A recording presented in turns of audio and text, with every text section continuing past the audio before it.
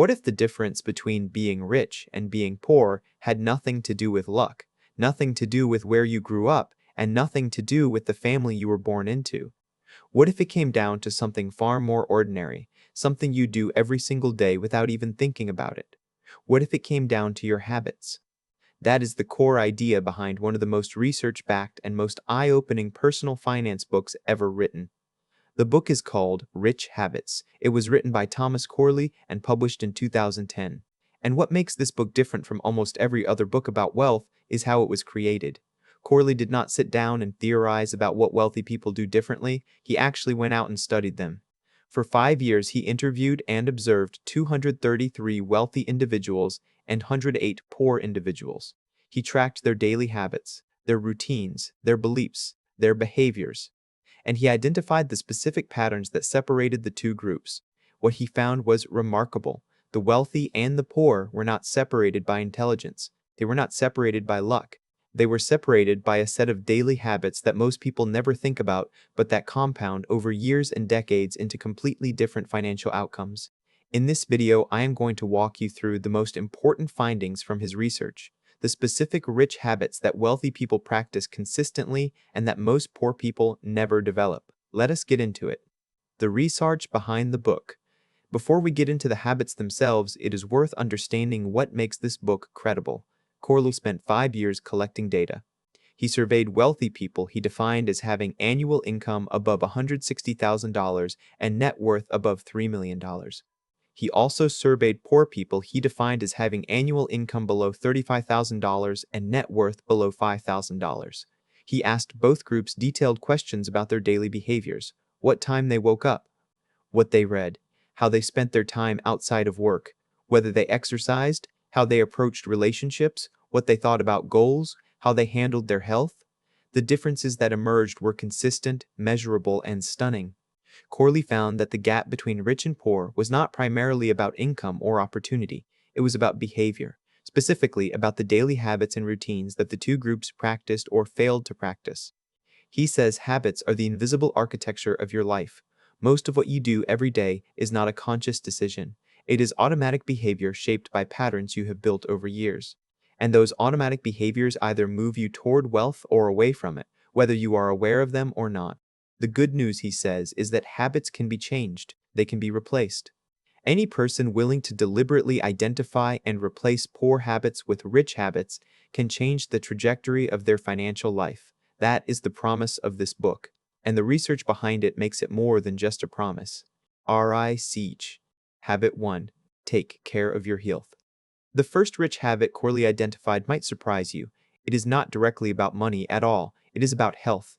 76% of the wealthy in his study exercised aerobically for at least 30 minutes per day, 4 or more days per week. Only 23% of the poor did the same. Corley says this is not a coincidence. He says the wealthy understand something most people miss. Your body is the vehicle that carries everything else. Your energy, your focus, your mood, your cognitive function, your resilience under pressure. All of these are directly affected by your physical health. People who exercise consistently have more energy throughout the day. They think more clearly. They handle stress better. They get sick less often.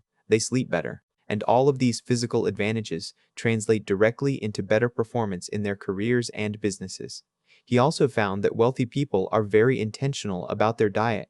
60% of the wealthy limited junk food to less than 300 calories per day. Only 3% of the poor had the same discipline. The wealthy think of their body as an asset that requires maintenance and investment. They protect that asset deliberately, and the returns on that investment show up not just in longevity, but in daily performance and productivity. He says, if you want to develop the habits of the wealthy, start with the physical foundation. Exercise consistently. Eat with intention. Sleep adequately. Because without physical vitality, everything else becomes harder. Siege. Habit 2. Read to learn. Every day. The second rich habit is one that shows up in almost every study of successful people ever conducted. The wealthy read. Constantly. Voraciously. And with a specific purpose. 88% of the wealthy in Corley's study read for self-improvement for at least 30 minutes per day. Only 2% of the poor did the same. But here is the critical detail. The wealthy are not reading fiction or entertainment. They are reading to learn. Biographies of successful people, books about their industry, books about personal finance, health, psychology, history, and philosophy. Content that makes them better at what they do and smarter about how they live. Corley says reading is one of the most powerful forms of self-investment available to anyone. For the cost of a book or a library card, you can access the lifetime knowledge and hard-won lessons of the most successful people in history. He says, wealthy people think of reading the way athletes think of training. You do not become a great athlete by watching games. You become one by practicing. And you do not become successful in your career or your finances by hoping things get better. You become successful by consistently learning the skills and knowledge that make success possible. He recommends 30 minutes of educational reading per day as a starting minimum, 30 minutes in the morning before the day starts, or 30 minutes in the evening. Consistent daily reading in areas relevant to your goals compounds in ways that are genuinely difficult to overstate over a period of years. He also found that wealthy people limit television dramatically. 67% of the wealthy watched less than 1 hour of television per day. 77% of the poor watched more than an hour per day. The time that poor habits spend on passive entertainment, the rich habits spend on active learning. RICH. Habit. 3. Build relationships deliberately. The third rich habit is about relationships, and it is one that most people completely underestimate in its impact on financial outcomes. Corley found that 79% of the wealthy networked and volunteered consistently as a way of building and maintaining relationships. Only 16% of the poor did the same. He says the wealthy understand a principle that most people learn too late. Your network is your net worth. The people you know, the relationships you maintain, the goodwill you have built over years directly shape the opportunities available to you. Jobs come through relationships. Business deals come through relationships. Investment opportunities come through relationships. Mentors and advisors come through relationships. Almost every significant financial opportunity in a person's life comes through a person they know rather than through an anonymous process. The wealthy invest in relationships deliberately. They remember birthdays. They follow up after meetings. They look for ways to add value to the people they know before asking for anything in return. They maintain connections with people they respect even when there is no immediate benefit to doing so. Corley says this habit of deliberate relationship building is one of the most important and least practiced financial habits available to ordinary people. Most people let valuable relationships drift simply through neglect. They are too busy, too tired, or too focused on their immediate tasks to maintain the connections that could change their lives. He recommends making a simple practice of reaching out to 5 people in your network each week. A quick message, a birthday note, a share of an article they might find useful. Small gestures of connection maintained consistently over years build a network that becomes one of your most valuable assets. RICH. Habit 4. Cause your own goals, not someone else's. The fourth rich habit is about goals, and Corley's finding here is both obvious and profoundly important. 67% of the wealthy had specific written goals for their life. Only 17% of the poor had the same. But it goes deeper than simply writing goals down. Corley found that wealthy people think about their goals every single day. They review them. They plan around them. They make daily decisions in the context of whether those decisions move them toward or away from what they have said they want. He says the majority of poor people are living someone else's goals. They are working toward whatever their employer needs from them. They are spending their money on whatever advertising has convinced them they want. They are living out the expectations of their family and their social circle rather than their own deliberate choices. Wealthy people have made a fundamental decision to pursue their own goals, goals they have thought about carefully, goals that are specific and written down, goals they review and refine regularly. Corley gives a specific practice he recommends based on his research. Every year, write down your major goals in 3 categories: career and business goals, health and fitness goals, relationship goals. Make them specific, give them deadlines, and then every day review your goal list and do at least one thing that moves you toward each goal. This daily practice of goal-focused action creates momentum that compounds over time. The person who takes one meaningful step toward their goals every day for 5 years reaches a completely different place than the person who drifts through those same 5 years without direction. He says goals without daily action are just wishes, but goals backed by consistent daily habits become inevitabilities. RICH. Habit 5. Avoid procrastination. The fifth rich habit is about action. specifically about the habit of doing important things immediately rather than putting them off. 81% of the wealthy maintained a daily to-do list. Only 19% of the poor did the same. But Corley found it was not just about having a list, it was about the discipline to work through that list consistently. Wealthy people completed 70% or more of the items on their daily to-do list on a regular basis. They did not let important tasks drift. They did not let urgent replace important. They executed. He says procrastination is one of the most expensive habits a person can have. When you consistently put off important tasks, you create a backlog of unfinished work that creates stress, missed opportunities, and compounding costs. The wealthy treat their time as their most valuable resource. They know that lost time is lost forever. And they structure their days to make sure the most important tasks get done before the less important ones consume all available energy and attention. He recommends creating a daily to-do list every evening for the following day. Prioritize the most important items at the top, and commit to completing at least the top 3 things on your list before doing anything else the next morning. This single habit of structured daily execution, maintained consistently over years, produces an extraordinary amount of accomplished work that most people never complete because they never develop the discipline to start with the most important things. RICH Habit 6. Save consistently. The 6th rich habit brings us back to purely financial territory, and it is the one that connects most directly to the wealth-building process. 94% of the wealthy saved at least 20% of their net income. Only 6% of the poor did the same.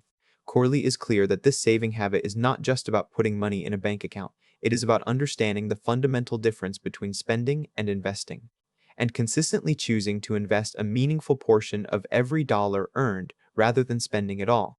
He says, the wealthy are not wealthy because they earn more. Many wealthy people he studied earned ordinary incomes for most of their working lives.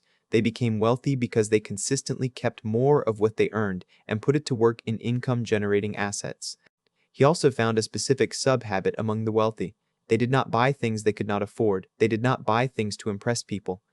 They lived significantly below their means intentionally, so that the gap between earning and spending could be directed into wealth building. Corley says the spending habits of the wealthy look very different from how most people imagine them. Many wealthy people drive modest cars. Many live in homes that are comfortable but not extravagant. Many shop for value rather than status. They spend on experiences and investments rather than on symbols of wealth. He says this is not deprivation. It is the recognition that every dollar you spend on something you do not genuinely value is a dollar that cannot compound into wealth, and that the freedom of financial independence is worth far more than any status symbol. RICH SEVEN, do more than you are paid for. The 7th rich habit is one of the most counterintuitive and most powerful in the entire book. Corley found that wealthy people consistently did more than what their job description required. They volunteered for extra projects. They helped colleagues beyond what was asked. They delivered work of a higher quality than the minimum required. They treated every task as an opportunity to demonstrate exceptional ability rather than just adequate performance. He calls this going beyond the call of duty, and he says it is one of the most important career habits that separates people who advance rapidly from people who stay stuck at the same level for years. The logic is simple. When you consistently do more than expected, people notice. Managers notice, clients notice, other business owners notice, and over time, this reputation for exceptional performance opens doors that adequate performance never does. Raises come from being exceptional. Promotions come from being exceptional. Referrals come from being exceptional. New business opportunities come from being exceptional. The person who does the minimum required gets paid the minimum available. The person who consistently exceeds expectations gets paid above the minimum because they have made themselves genuinely more valuable. He says this habit applies whether you are an employee, a freelancer, or a business owner. In every case, the habit of doing more than expected and delivering more value than required creates a compounding reputation that generates growing income over time. RICH habit. IHHAGET. I avoid toxic people and toxic thinking. The 8th rich habit is about environment, both the people you spend time with and the thoughts you allow to dominate your mind. Corley found that wealthy people were extremely intentional about who they spent time with. 86% of the wealthy associated primarily with other success-minded, positive, goal-oriented people. Only 4% of the poor did the same. He says this is not snobbery. It is an honest recognition of how much our environment shapes our beliefs and behaviors. The people you spend the most time with influence what you think is normal, what you think is possible, and what habits you find acceptable. If you are surrounded by people who complain constantly, who see opportunity as impossible, who spend every available dollar and save nothing, who drift through their days without goals or direction, those attitudes will eventually influence you whether you intend them to or not. The wealthy deliberately seek out people who challenge them to be better, who have achieved what they want to achieve, who think about growth and improvement as normal and natural parts of life. Being around those people raises your own standards without effort. He also talks about toxic thinking as a separate but equally important habit area. Corley found that wealthy people were much more likely to practice what he calls rich thinking. They believed their circumstances could change. They believed effort produces results. They believed that success was available to them if they worked for it. Poor people were much more likely to believe that their circumstances were fixed. That success was for other people. That effort did not reliably produce results. That the system was rigged against them. He says these beliefs are self-fulfilling. If you believe effort does not produce results, you stop making effort, and then your results confirm your belief. If you believe effort does produce results, you keep making effort, and over time, your results confirm that belief instead. Changing your beliefs is harder than changing your behavior, but Corley says the habits he describes throughout the book are themselves a path to changing beliefs. When you start acting like a wealthy person acts, reading every day, exercising consistently, pursuing goals deliberately, you start experiencing the small wins that begin to shift your internal story about what is possible for you. RICH Habit 9. Find your purpose. The ninth rich habit goes deeper than tactics or behaviors. It is about meaning. Corley found that 80% of the wealthy were passionate about what they did for a living. Only 4% of the poor said the same. He says this finding is more than just a nice observation. It has a direct and practical connection to financial outcomes. When you are passionate about your work, you do not treat it as something to get through. You treat it as something to master. You voluntarily spend more time developing your skills. You think about your work outside of working hours. You seek out new knowledge in your field. You pursue improvement because you genuinely want to, not because you have to.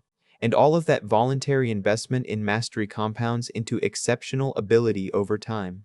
Exceptional ability creates exceptional value, and exceptional value produces exceptional income. Corley is not saying simply follow your passion and the money will come. He is more nuanced than that. He says the wealthy find the intersection between what they love doing, what they are good at, and what the market will pay for. And then they pursue that intersection with everything they have. He says if you do not yet feel passionate about your work, the answer is not to quit immediately and chase a dream. The answer is to begin developing mastery in your current work while simultaneously exploring the areas where genuine passion exists. As mastery develops, passion often follows, and as passion develops, mastery follows it in return. Building your rich habits starting today. Corley closes the book with a practical framework for actually implementing these habits, and his advice here is grounded in how habit formation actually works.